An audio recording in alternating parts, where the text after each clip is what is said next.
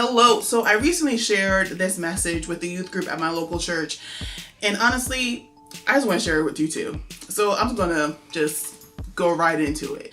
Something hit me. I was just like, yo, I relate to David. Because I don't know about you, but growing up, I sometimes felt like an outsider. I was quirky.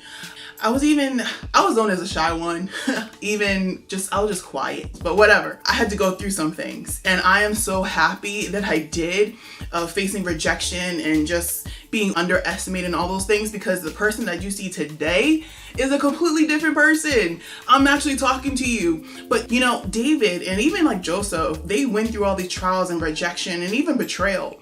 But all those things formed their character and prepared them for their future.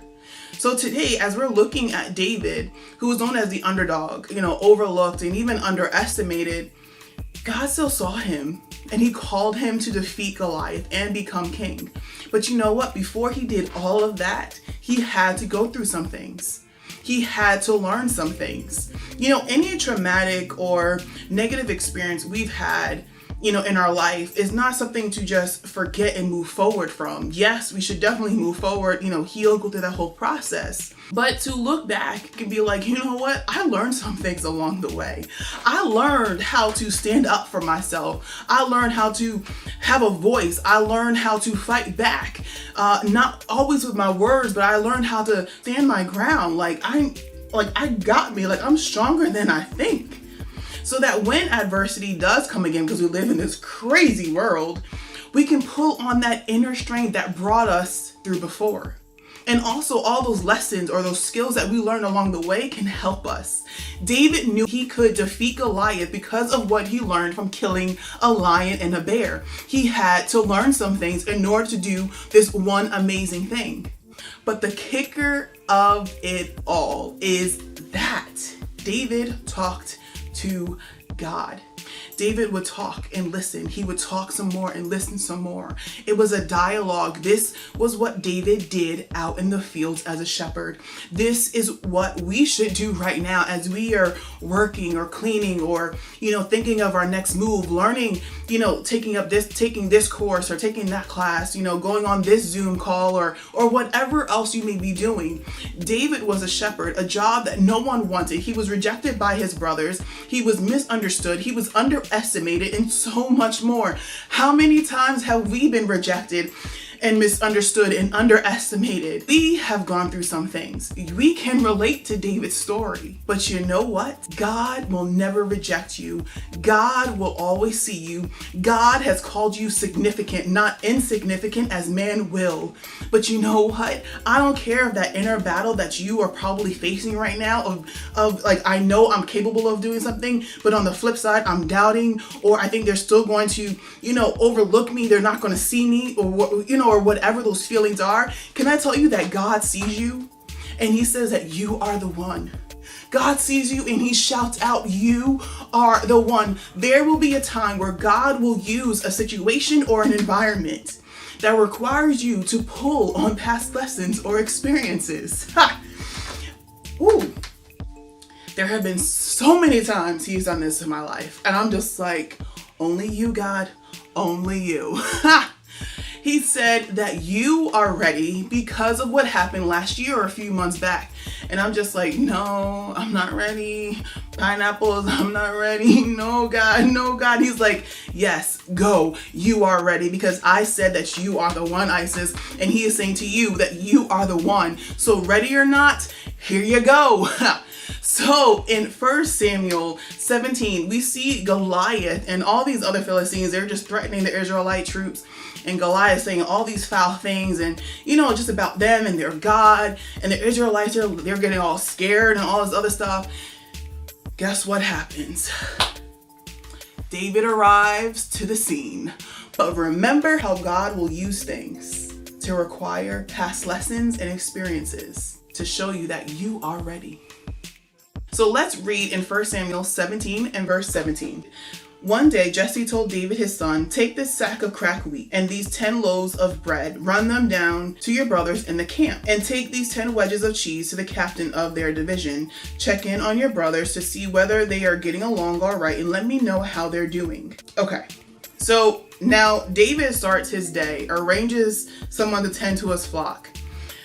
That part right there, I'm going to touch on that a little bit later. And then he goes and he meets with his brothers. You know, he gets to the camp and he hears all the threats about Goliath, and he's sensing the anxiety and the fear of the troops. It's a feeling he may have been familiar with, but again, he's been through some things. So let's jump down to verse 26. David, who was talking to the men standing around him, asks, "What's in it for the man who kills that Philistine and gets rid of this ugly blot on Israel's honor?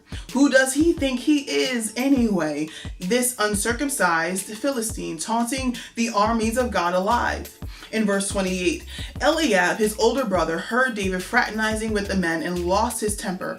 "What are you doing here? Why aren't you minding your own business, tending that scrawny flock of sheep? I know what you're up to. You've come down here to see the sights, hoping for a ringside seat at a bloody battle." Verse 29, "What is it with you?" replied David. "All I did was ask a question." So now let's jump to verse 32. David says, "Master, don't give up hope. I'm ready to go and fight this Philistine." Saul answered David, "You can't go and fight this Philistine. You're too young and inexperienced, and he's been at this fighting business since before you were born."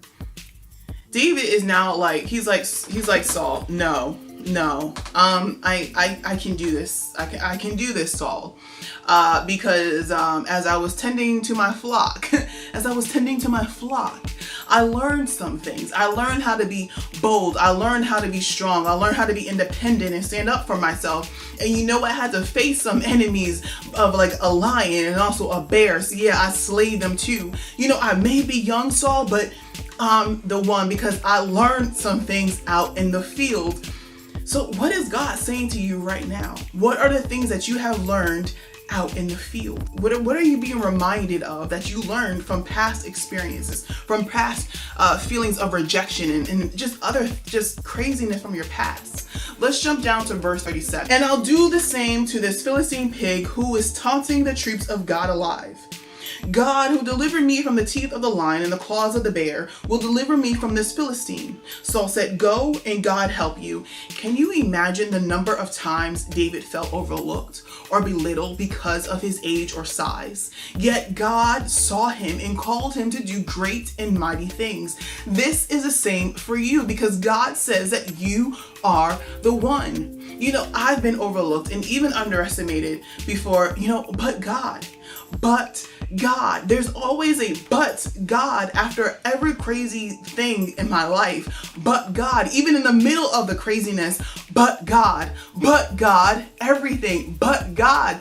I've been overlooked and I know what that feels like, and you have too, and you know what that feels like. But you know what? God has a funny sense of humor where he will place you in circles or environments to prove that you should never be underestimated or overlooked. Woo, come on. Some of you may feel like an outsider, you're underestimated, or even you're overestimated because, people, they have these crazy expectations of us. Like, do you want me to succeed or not? But you know what? But God. You may even ask yourself, was I born into the right family? Because all these thoughts are coming to you because something is not adding up.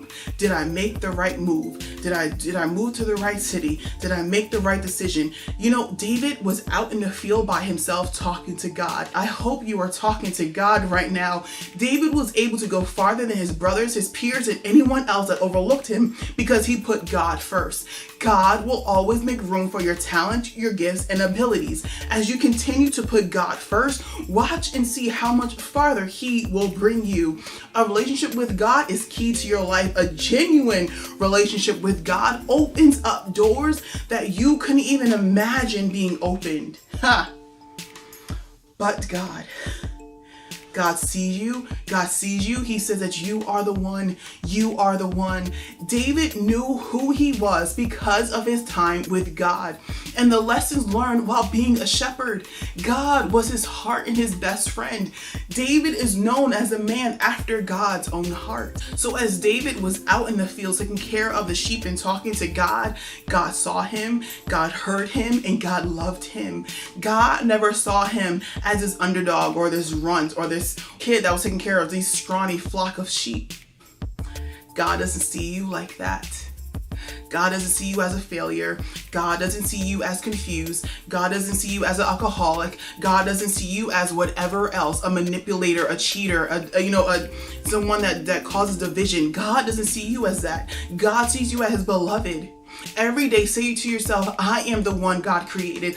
I am the one God called to be and do great and mighty things. Do it and say this with a strong conviction where you believe it when you feel like you don't. If God said in Psalm 17:8 that you are the apple of his eye, then believe it. Or in John 15:16 that he chose us and appointed us to go out into the world and bear great fruit, believe it. Or in Genesis 16, and I am coming to love this story even more.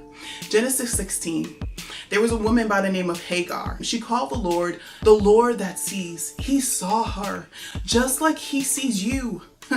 Beloved, my friend, the Lord sees you and has called you to do great and mighty things. He says that you are the one.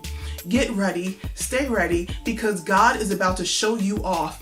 Everything you've done and learned on how to cope, the way that you healed from the inside out, all of the talks, all of the prayers, the tears shed, God saw and heard them all. That right there formed your character. Everything from your past, that formed your character and it prepared you for your destiny. You are stronger than you believe. You are stronger than you look. You are beautiful. You are handsome. And I am praying for you and rooting you on in faith.